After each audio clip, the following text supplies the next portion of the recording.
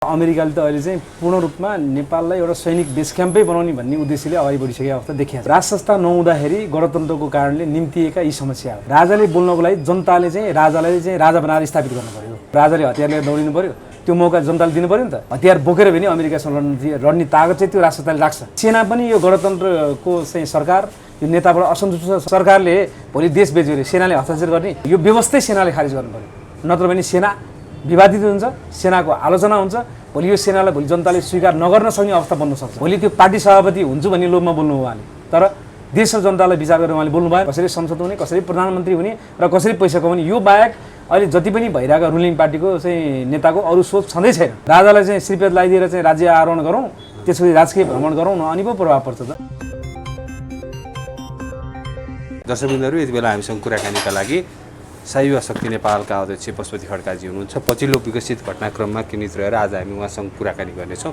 स्वागत छ सर यहाँलाई। धन्यवाद। अहिले यो एसपीपी सम्झौता जुन अगाडि आइरहेको छ, जुन एक किसिमको तरङ्ग ल्याइरहेको छ, यसले विगतमा राजावादी सङ्घ संस्थाले पनि एमसीसीको विरुद्धमा कार्यक्रमहरू गरेका हुन्। शाही युवा शक्ति नेपालले पनि अमेरिकन एम्बेसी घेराउ लगायत विभिन्न कार्यक्रम गर्यो। सडक सङ्घर्षका कार्यक्रम गर्दाखेरि कतिपयका टाउको पनि फुटे। एमसीसीकै विरोधमा कार्यक्रम गर्दाखेरि एमसीसी संसदबाट पास भयो। अहिले यो कार्यान्वयनको प्रक्रियामा अगाडि बढ्दै गर्दाखेरि एसपीपीको जुन कुरा बाहिर आएको छ नि, यो एसपीपी सम्झौतालाई लिएर चाहिँ राजनीतिक दलहरू एकअर्कामाथि आरोप प्रत्यारोप लगाएर बसिरहेका छन्। सेना यो सम्झौता भएको छैन भनेर विज्ञप्ति निकालेर बसिरहेको छ। यो सम्झौता भइसकेको भनेर प्रचण्डले पनि पछिल्लो समय अभिव्यक्ति दिइसकेका छन्। यो एसपीपी सम्झौता चाहिँ के कारणले अहिलेको समयमा एमसीसी जसरी सम्झौता अगाडि बढिसकेपछि, यो प्रक्रिया अगाडि बढिसकेपछि पछिल्लो समय चाहिँ देखाइएको थियो, सार्वजनिक गरेको थियो, त्यसै गरी यो एसपीपी सम्झौता यति बेला चाहिँ किन सार्वजनिक गरियो, तपाईँले कसरी हेर्नु भएको छ यो विषयलाई? अनि यो अवश्य पनि जब नेपालमा यो नेपाल निर्माण गर्ने राज संस्थालाई पाहा लगाइयो ६३ को आन्दोलन पछाडि विदेशीको इसारामा विदेशीको भूमिमा गएर 12 बुँदे सम्झौता गरियो। त्यो त अमेरिकाले पनि हेरेको छ, युले पनि हेरेको छ, सबैले गरेको छ। त्यो भएपछि अब यो गणतान्त्रिक नेपाल भनेको चाहिँ विदेशीको इसारामा हाम्रो इसारामा चल्छ भन्ने हिसाबले चाहिँ अब यहाँ चाहिँ भारतले पनि पेलेको अवस्था, युरोपियन युनियनले पनि पेलेको अवस्था र अमेरिकाले त अहिले चाहिँ पूर्ण रूपमा नेपाललाई एउटा सैनिक बेस क्याम्पै बनाउने भन्ने उद्देश्यले अगाडि बढिसकेको अवस्था देखिया छ। विदेशीले लादेको गणतन्त्र भएको कारणले चाहिँ विदेशीले जबरजस्ती रूपमा एमसीसीको पैसा लिने लिनस् भने भोलि तेरो देश म ध्वस्त बनाउँछु भनेको चाहिँ कुराहरू पनि त हामीले चाहिँ त्यो पायौँ नि एमसीसीको कारणले। यो राज संस्था नहुँदाखेरि गणतन्त्रको कारणले निम्तिएका यी समस्या हो। तपाईँ राज संस्था पुनर्स्थापनाको एजेन्डा बोकेर हिँडिरहनु भएको छ, राजा आऊ देश बचाऊ भनिरहनु भएको छ, देश डुब्न लाग्यो भनेर तपाईँहरू नै भनिरहनुहुन्छ। अनि तपाईँहरूले जसरी राज संस्था पुनर्स्थापनाको एजेन्डा बोकिरहँदाखेरि राजाको चाहिँ भूमिका छैन। राजा यतिखेर चाहिँ के गरिरहेका छन्? अनि राजाले त चाहिँ ६३ सालको आन्दोलन पछाडि जब ६५मा राजाले दरबार छोडिबक्सियो, त्यस पछाडि चाहिँ अब जनताको नासो जनतालाई भनेर छोडे अवस्था हो नि त। अनि जति पनि देश चलाउने देशका चाहिँ अब अहिले चाहिँ कार्यकारी चाहिँ प्रमुख देशको चाहिँ प्रमुख व्यक्तिहरू जनताकी छोरा पुगेका छन् भनेर यिनीहरूले भाषण त गर्छन्। राजाले चाहिँ दललाई जिम्मा लाएर जनतालाई जिम्मा लाएर अहिले नितान्त नागरिक भएर बसेको अवस्था र राजाले चाहिँ यस्ता चाहिँ अन्तर्राष्ट्रिय राष्ट्रघाती सम्झौता यिनीहरू गर्ने अनि राजाले यो विषयमा चाहिँ बोल्नुपर्छ भन्ने जुन कुराहरू आउँछ नि, राजाले बोल्नको लागि जनताले चाहिँ राजालाई चाहिँ राजा बनाएर स्थापित गर्नु पर्यो। त्यो बेला राजाले बोलेको पनि अर्थ रहने हो नि त।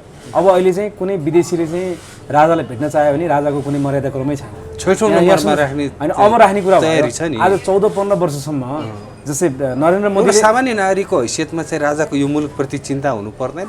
त्यही त राजाको मुलुकप्रति धेरै नै चिन्ता छ। राजाले पटक पटक आफ्नो चाहिँ के अरे विभिन्न कार्यक्रम जन्मोत्सवको चाहिँ मौका पारेर, अब चाहिँ पृथ्वी जयन्तीको मौका पारेर, नयाँ वर्षको मौका पारेर चाहिँ नेपालमा चाहिँ निलम्बित राज संस्थाले चाहिँ जनतालाई ध्यान आकर्षण गराउँदै देश र जनताप्रति माया भएको त चाहिँ पटक पटक चाहिँ सरकारले प्रस्तावको अवस्था छ नि त। त्यो वक्तव्यबाजीले देश बचाउँछ? के गर्नु पर्यो? राजाले हतियार लिएर दौडिनु पर्यो, त्यो मौका जनताले दिनु पर्यो नि त। यदि यो अवस्थामा नेपालमा राज संस्था थियो भने त्यो पृथ्वीनारायण शाहको वंशज श्री 5 ज्ञानेन्द्र सरकारले देश बचाउन परिआएको खण्डमा चाहिँ सारा जनताको नेतृत्व गरेर चाहिँ तपाईँको चाहिँ हतियार बोकेर पनि अमेरिकासँग लड्ने तागत चाहिँ त्यो राष्ट्रताले राख्छ। त्यसकारणले हामी राष्ट्रता खोज्यौँ नि त। अब अहिले ताकत राख्छ राष्ट्रताले अहिले पनि, अहिलेको परिवेशमा पनि 2224 राज्यलाई लडेरै चाहिँ एकीकरण गरेर नेपाल निर्माण गरेको राष्ट्रताले भोलि बाह्य हस्तक्षेप चाहिँ नेपालको राष्ट्रतालाई कदापि सही हुँदैन। किन यो हाले चाहिँ अफरहरू हिजो राष्ट्रताको पालन त पटक पटक अमेरिकाले गरिरहेको थियो। समय परिवर्तनशील छ नि पशुपतिजी, बागमतीमा धेरै पानी बगिसक्यो। परिवर्तन भनेर के तपाईँले आफ्नो अस्तित्व मेट्न सक्नुहुन्छ? तपाईँले बाउ फेर्न सक्नुहुन्छ? तपाईँले बाउमा फेर्न सक्नुहुन्छ? लोकप्रियता छैन नि राष्ट्रताप्रति मुलुकमा अहिले। जनताले राष्ट्रता नहुँदा जुन दुःख कष्ट पाइरहेछन् नि अहिले चाहिँ विदेशीको हस्तक्षेप, अब चाहिँ जनता दिनरात रोइरहेछन्। त्यो के कारणले नै अहिलेको चाहिँ गणतान्त्रिकको चाहिँ व्यवस्थाको कारणले हिजो चाहिँ राष्ट्रतालाई बुझ्न सकेनन् नेपाली जनताले। अब पनि नेपाली जनताले राष्ट्रता बुझेनन् भने चाहिँ यो विदेशी दलालहरूले यो देशलाई चाहिँ अब अमेरिकाले चाहिँ हिजो यही जनतालाई हामीले पटक पटक भन्यौँ एमसिसी राष्ट्रघाती सम्झौता हो, इन्डो पेसिफिक चाहिँ रणनीति अन्तर्गतै छ यो भनेर हामीले पटक पटक जनतालाई जगाउने प्रयास गऱ्यौँ। अलिअलि जनता जाएको थियो, आन्दोलन भएको थियो, तर चाहिँ संसदबाट चाहिँ एमसिसी पास भयो। त्यसरी जनता चाहिँ चुप लाएर बसे। तपाईँहरूको तागत रहेनछ नि, केही गर्न सक्नुहुन्न? जनताले गर्नु पर्यो। हाम्रो तागत भनेको जनता हो। सुन्नु न, जनता बिना के चाहिँ हुन्छ? हामीले जनतालाई ब्यारिकमा राखेर पालेका छौँ, हामीले जनतालाई तलब चाहिँ खुवाएर पालेका छौँ। आज जस्तै तपाईँले सेनाले चाहिँ जुन किसिमले चाहिँ अहिले एउटा सेनाले राष्ट्रवादी जुन एउटा मुभमेन्ट देखाएको छ त्यसलाई म सेनालाई सलाम गर्न चाहन्छु। तर सेनाको विज्ञप्तिप्रति सन्तुष्ट हुनुहुन्छ तपाईँ? सेनाले त्यो विज्ञप्ति दिनु राम्रै कुरा हो, राष्ट्रवादी कदम हो सेनाको। तर सेनाले चाहिँ जनतालाई चाहिँ प्रश्न पार्नु पर्यो। जस्तै नेपालको सेनाले फेरि विज्ञप्तिमा स्ट्रेटेजिक भनेको छ नि, स्टेट पार्टनरसिप प्रोग्रामलाई स्ट्रेटेजिक पार्टनरसिप प्रोग्राम भनेर त्यहाँ मेन्सन गरेको छ। सेना र नेपाल सरकारको कुरा बाजिएको छ भने सेना पनि यो गणतन्त्रको चाहिँ सरकार यो नेताबाट असन्तुष्ट छ भनेको त्यसले प्रमाणित गर्यो।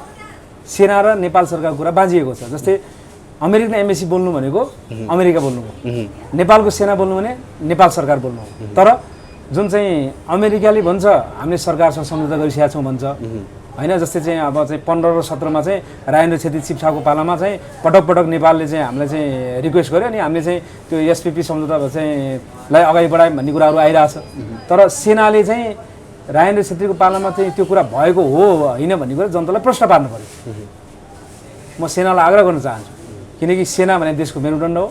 सेनाले चाहिँ यस्ता राष्ट्रघाती सम्झौता गर्ने, यदि यो दलहरू गलत छन् भने, यो सरकार गलत छ भने यो सम्पूर्ण कुरा छोडेर पहिल्यैकै परमाधिपति श्री 5 ज्ञानेन्द्र सरकारलाई चाहिँ पुनर्स्थापना गर्नु पर्यो सेनाले होइन। किन अब पनि सेना चाहिँ सधैँभरि चाहिँ रक्षा मन्त्रालय अन्तर्गत सेनाले कसरी गर्छ? सेनाले त सरकारले जे भन्यो त्यही अनुसार अगाडि बढ्ने। सरकारले चाहिँ सुन्नु न, सरकारले भोलि देश बेच्यो अरे सेनाले हस्ताक्षर गर्ने? यही सेना होइन 63 को आन्दोलन पछाडि जनताले यत्र परिवर्तन गरे, हामी परिवर्तन पछाडि चाहिँ दौडिन्छौँ भनेर सेनाले विज्ञप्ति जारी गरे होइन। आफ्नो चाहिँ परमाधिपति निस्किँदा एक शब्द पनि चुक्क नबोले यही सेना होइन। आज यही सेनाले चाहिँ यस्ता एमसिसी के अरे एसपिपी एमसिसी जस्ता राष्ट्रघाती सम्झौता हेर्दाखेरि ठुलो हेरेर बहने अनि सरकार गर्नु पर्यो त। सेनाले खासमा अहिलेको अवस्थामा चाहिँ सेना कसरी अगाडि बढ्नु पर्छ? सेनाले अब राज संस्थालाई पुनर्स्थापना गर्नु पर्यो र सेनाको नेतृत्वमा चुनावी सरकार गठन हुनु पर्यो र सेनाले नै यो देश जोगाउनु पर्यो। अब यो भ्रष्टाचारी सरकार, यो दल, यो पार्टी भन्ने कुरा त नेपाली जनताले बहिष्कार गरिसके। आज काठमाडौँकै चाहिँ तपाईँको चाहिँ निर्वाचनको रिजल्ट हेर्नुहोस्, कुनै दलको मान्छे यहाँ मेयर भएको छैन नि त, स्वतन्त्र मान्छे भएर आएको छ। यो कुरालाई सेनाले चाहिँ गहिरो रूपमा अध्ययन गर्नु पर्यो। काठमाडौँ मात्रै नभएर चाहिँ विभिन्न चाहिँ देशका मुख्य सहरहरूमा स्वतन्त्र उम्मेदवार जसरी चाहिँ उम्मेदवार चाहिँ उदयमान भएर आछन्, अहिले दलप्रति सरकारप्रति अब नेपाली जनता छैनन् भन्ने कुरा त पस्टिसक्यो नि त। सेनाले अब चाहिँ यो व्यवस्थै सेनाले खारिज गर्नु पर्यो, नत्र भने सेना विवादित हुन्छ, सेनाको आलोचना हुन्छ। भोलि यो सेनालाई भोलि जनताले स्वीकार नगर्न सक्ने अवस्था बन्न सक्छ। सेना विवादित हुन सुरु भयो, अब भयो त कुरा बाज्यो। तपाईँले के सेनाको चाहिँ विज्ञप्तिमा त्यो चाहिँ सिग्नेचर पनि आधिकारिक रूपमा चाहिँ कि प्रवक्ताको चाहिँ नाम लेखेर चाहिँ सिग्नेचर गर्नु पर्यो। सानो सिग्नेचर त्यो चाहिँ अमेरिकन एम्बेसीसँग डराएर गरिरहेको छ सिग्नेचर। अनि त्यस्तो चाहिँ खाले विज्ञप्ति हामीले हेऱ्यौँ नि भनेपछि हामी चाहिँ हिजो वीर गोर्खालीको सन्तान हामी, त्यो हाम्रा वीर सेनाहरूले, त्यो वीर सिपाहीहरूले यत्र ब्रिटिस भगाएको हाम्रो एउटा इतिहासै छ होइन। भनेपछि अहिले यस्तो चाहिँ एउटा डिजिटल र आधुनिक युगमा आएर चाहिँ हामीले चाहिँ आफ्नो चाहिँ कुरा आफ्नो चाहिँ देशको लागि केही गर्न सक्दैनौँ भने त सेना के ठेकेदारी गर्नको लागि हो र सेना बाँकी? त्यसैले म चाहिँ सेनालाई आग्रह गर्न चाहन्छु, सेनाले दिएको स्टेटमेन्ट राष्ट्रवादी छ, तर त्यसको चाहिँ जनतालाई प्रश्न पार्न पर्यो। अमेरिकाले भनिरहेछ, अमेरिकन एमएसीले भन्यो हामीले 15 र 17 मा राजन छेत्रीको पालामा चाहिँ विभिन्न चाहिँ किसिमले आह्वान भयो, हामीले गऱ्यौँ, हामी त्यही कुरा अगाडि बढायौँ भन्ने कुराहरू आएछ। तर सेनाले यो कुरा हो होइन भन्नु पऱ्यो, कि राजेन्द्र छेत्री हाम्रो चिफ होइन भन्नु पऱ्यो। त्यो कुरा जनतालाई प्रश्न पार्नु पऱ्यो सेनाले, किनकि अब देशको अन्तिम परिस्थितिमा सेना नै हो मेरुदण्ड, जनताको अन्तिम आशा भनेको सेना नै हो। त्यसैले चाहिँ यो परिस्थितिमा नेपाललाई चाहिँ कसैको अधिनायकमा चाहिँ कसैको चाहिँ ब्यारिक भएको हामी ठुलो हेरेर बस्ने कुरो भएन नि। राजा, सेना र जनताले बनाएको बचाएको देश भनेर तपाईँहरूले भन्नुहुन्छ। अब फेरि त्यो समय आयो, राजा, जनता र सेना एक ठाउँमा उभिनु पर्यो। अवश्य पनि आज 15 वर्षको गणतान्त्रिक अभ्यासमा बारम्बार चाहिँ अब जुन हाम्रो राष्ट्रियतामाथि, राष्ट्रिय स्वाधीनतामाथि भएका आक्रमण, त्यो त चाहिँ हामीलाई चाहिँ कति समय हामी सहेर बस्यौँ, हामी त छ्याछ्या भइसक्यौँ होइन। अब कहिले चाहिँ तपाईँको चाहिँ एमसिसीको नाममा चाहिँ यस्ता चाहिँ कुराहरू आउँछ। अब एमसिसीको पैसा लिएन भने चाहिँ अमेरिकाले थर्काउँछ, अनि अब त्यति थोरै पैसालाई संसदबाट पास गर्नुपर्ने, फेरि जब एउटा विद्युतीय प्रसारण लाइनको लागि यत्रो चाहिँ सारा संसारले चाहिँ तमासा देखाएर चाहिँ हाम्रो चाहिँ देशको जुन धजिया उडाइरहेको छ इज्जतको, त्यसलाई चाहिँ तपाईँ हामीलाई सही भएको छैन नि त।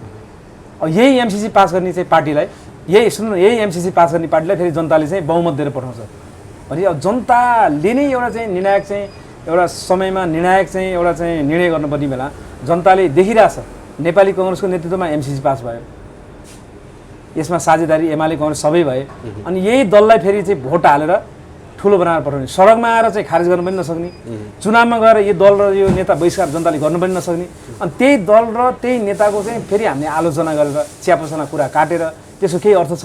त्यही त, यो यहाँनिर एमसिसी जब पास भयो, संसदबाट अनुमोदन भइसकेपछि त्योभन्दा अगाडि नै यो एसपीपी सम्झौता भइसकेको रहेछ, किन लुकाएर राखे? अहिले चाहिँ किन आरोप प्रत्यारोप गरेर अनि एमसिसी जब चाहिँ संसदबाट उनीहरूले पास गरिसकेपछि त उनीहरू कानुनी रूपमा पनि माथि भए नि त, अनि त्यो बेसमा यिनीहरूले एसपीपीलाई पनि सँगै लान खोजे। जस्तै पहिला हामीले पटक यो इन्डो पेसिफिक रणनीति अन्तर्गतै छ भने हामीले भन्दाखेरि होइन यो छैन, कता कता नेताहरूले पनि भने नि त। तर अहिले चाहिँ इन्डो पेसिफिकको एउटा जर्सा पाएर नेपाल भ्रमण गरेर सारा कुराहरू गरेर एसपीपी सम्झौता चाहिँ अब अगाडि बढ्यो भनेर गइसकेपछि त तरङ्गित आयो त होइन, तरङ्ग भएन र। तर यसो भइरहँदाखेरि पनि गगन थापा, विश्वप्रकाशहरू त यो सम्झौता कदापि हामी हुन दिँदैनौँ, नेपाली काङ्ग्रेसले त्यो हुन दिँदैन भनिरहेका छन्। गगन थापाज्यूले आफैले भने होइन र, यदि चाहिँ राष्ट्रघाती एमसिसी सम्झौता भयो भने, यो सम्झौता राष्ट्रघाती छ भने मेरो चाहिँ धन सम्पत्ति सबै राज्यले खोजोस्, मलाई डाँडा कटाओस् भने हो नि त उहाँले। चार पार्टी मुडेर अनि थानकोट अब यस्तो गैर जिम्मेवार अभिव्यक्ति दिने चाहिँ अब युवा नेताहरू, भोलि चाहिँ ठुल्ठुलो पार्टीको भविष्य बोकेका नेताहरू, त्यसलाई चाहिँ अब उहाँहरूले चाहिँ विदेशीको इसारामा बोल्नुभयो क्या।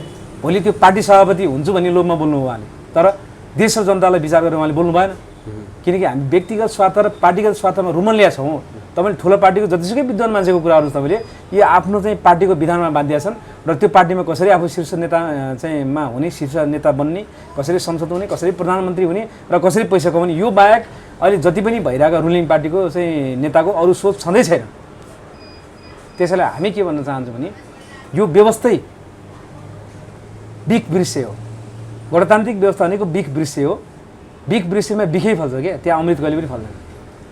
त्यसैले हामीले चाहिँ पटक पटक भनेका छौँ, नेपाली जनताले राज संस्थाको पक्षमा चाहिँ यत्र चाहिँ 15 वर्षसम्म पनि निर्णय गर्न नसक्नु चाहिँ नेपाली जनताले आफ्नो खुट्टामा आफैले बन्चर हाने हो। किनकि यो गणतन्त्र जबसम्म लादिन्छ तबसम्म नेपाली जनताले चाहिँ भोलि विदेशीको बुट चाहिँ सहनुपर्छ, विदेशीको चाहिँ विभिन्न चपेटाहरू सहनुपर्छ, र चाहिँ भ्रष्टाचारले चाहिँ यो देश वाक्क दिक्क ब्याक्कै हुन्छ। यी सबै कुरा सहेर लाचार हुनुपर्छ। त्यसैले यो गणतान्त्रिक व्यवस्था नेपाली जनताले सेनाको साथ लिएर यसलाई चाहिँ कुनै पनि हालतमा फाल्नुपर्छ।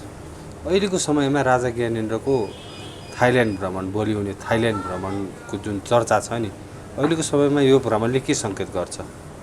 राजाको नितान्त चाहिँ निजी भ्रमण हो। राजा अब नागरिक भइसकेको अवस्थामा चाहिँ राजाको निजी भ्रमण भने चाहिँ उही हामी चाहिँ राष्ट्रता चाहने मान्छेलाई चासो रहन्छ होइन, विपक्षी मान्छेलाई तारान्तरको भ्रमण भइरहेको छ अहिले उच्च पदस्थ व्यक्तिहरूको। अमेरिकी प्रतिनिधिमण्डलहरू जसरी नेपाल आइरहेका छन्, नेपालका उच्च पदस्थ व्यक्तिहरूको पनि विदेशमा भ्रमण भइरहेको छ। आरजु राणा भारत भ्रमण, प्रधानमन्त्री देउबा, प्रधान सेनापतिको अमेरिका भ्रमण पनि यतिखेर चर्चा, एक किसिमको तरङ्ग त्यसैले ल्याइरहेको अवस्थामा राजा ज्ञानेन्द्रको भ्रमण पनि सामान्य गणतन्त्रवादीहरूको कस्तो भ्रमण छ त्यो हामीलाई थाहा भएन, तर चाहिँ राजाको भ्रमण भने निजी भ्रमण हो राजाले चाहिँ यो गणतन्त्रवादीहरूले जस्तो चाहिँ विदेशी भूमि गएर चाहिँ देश बेच्ने सम्झौता कहिले पनि गर्दैन। कस्तो प्रभाव पर्छ अब त्यो भ्रमणले? राजाको निजी भ्रमणले चाहिँ केही पनि प्रभाव पर्दैन। किन प्रभाव पर्ने? राजाको राजकीय भ्रमण थियो नि, त्यसले प्रभाव पर्थ्यो। राजालाई चाहिँ श्रीपेद लगाइदिएर चाहिँ राज्य आरोहण गरौँ, त्यसपछि राजकीय भ्रमण गरौँ न, अनि पो प्रभाव पर्छ त। विदेशमा तरङ्गित हुन्छ नि। तर यो विदेशी दलालहरूले चाहिँ अब यो चाहिँ अहिले गणतन्त्रको नाममा गरिएका भ्रमणहरू चाहिँ यिनीहरूले देश बेच्ने, पैसा चाहिँ कहाँ आउँछ, कसरी पैसा लिन सकिन्छ, कसरी आफू शक्तिमा पुग्न सकिन्छ भन्ने खालि भ्रमण हुन्छ। तर राज संस्थाको निलम्बित चाहिँ ज्ञानेन्द्र सरकारको चाहिँ भ्रमण भनेको चाहिँ निजी हो। नितान्त राजाको भ्रमण चाहिँ जनतालाई चासो रहन्छ, तर त्यो राजाको भ्रमण चाहिँ नितान्त निजी भ्रमण हो। अब यो एसपिपी सम्झौताको विषयमा चाहिँ जुन सम्झौता भइसक्यो भनेको छ, एकातर्फ भएको छैन पनि भनिएको छ, यो बिचमा चाहिँ अब मुलुक कतातर्फ जाँदैछ? अनि मुलुक त चाहिँ अब चाहिँ जस्तै मानौँ न, हामीले चाहिँ पटक चाहिँ विभिन्न समयमा चाहिँ हामीले राज संस्थाको पक्षमा अब मुलुक परिवर्तनतिर जाँदैछ भन्ने हिसाबले जनताको चाहिँ इन्टेन्सन अनुसार हामी बोल्छौँ। अब अहिले मुलुक चाहिँ स्वाधीन रहनुपर्छ, मुलुकको सार्वभौम सत्ता चाहिँ बलियो रहनुपर्छ, अखण्ड रहनुपर्छ।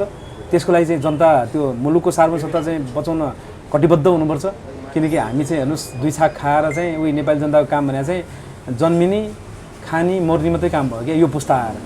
अघिल्लो पुस्ताले राष्ट्रको लागि, माटोको लागि कति त्याग गरे, कति तपस्या गरे, कति लडे होइन। तब त हाम्रो नेपाल चाहिँ अहिले पनि चाहिँ स्वतन्त्र र अखण्ड छ।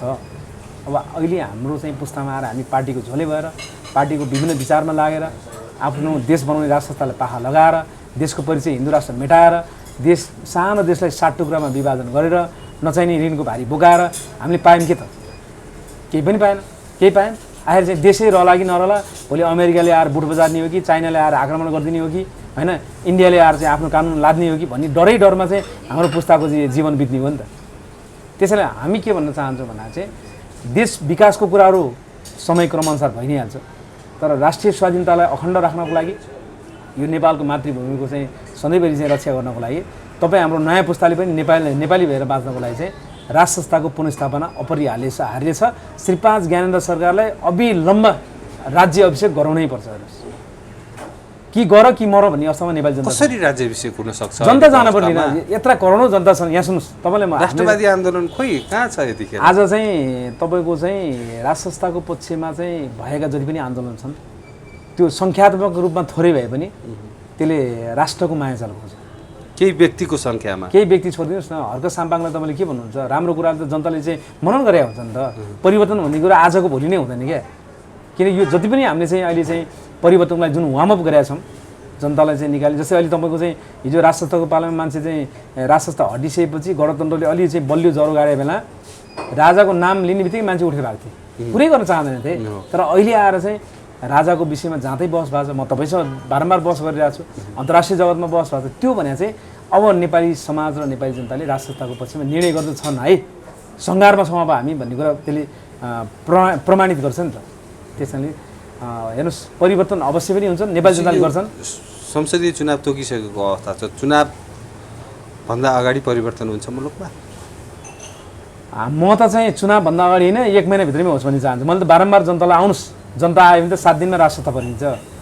किन तपाईँ 6-8 महिना कुर्नुहुन्छ? तर जनता सडकमा आउनु पऱ्यो, जनता निस्वार्थ आउनु पऱ्यो, राष्ट्रिय झन्डा बोकेर आउनु पऱ्यो, देश बचाउन आउनु पऱ्यो, देश बनाउने राज संस्थालाई पुनर्स्थापना गर्न आउनु पऱ्यो, हिन्दू राष्ट्र कायम गर्न आउनु पऱ्यो, कुनै पार्टीको झन्डा बोकेर होइन।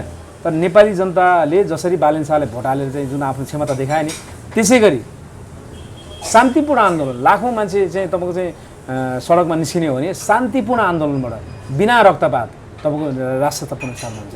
सबै संयन्त्र आजित छ यो गणतन्त्रबाट।